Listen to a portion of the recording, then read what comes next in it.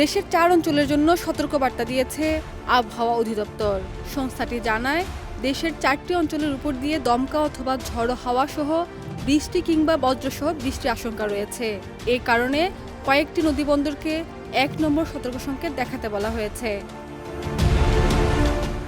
অধিদপ্তরের দেওয়া পূর্বাভাসে বলা হয়েছে, দুপুরের মধ্যে রাজশাহী, পাবনা, বগুড়া ও টাঙ্গাইল অঞ্চলের উপর দিয়ে পশ্চিম অথবা উত্তর পশ্চিম দিক থেকে ঘন্টায় 45 থেকে 60 কিলোমিটার বেগে দমকা কিংবা ঝড়ো হাওয়া বয়ে যেতে পারে। এ সময় অস্থায়ীভাবে বৃষ্টি অথবা বজ্রসহ বৃষ্টি হতে পারে। তাই এসব এলাকার নদীবন্দরকে 1 নম্বর সতর্ক সংকেত দেখাতে বলা হয়েছে।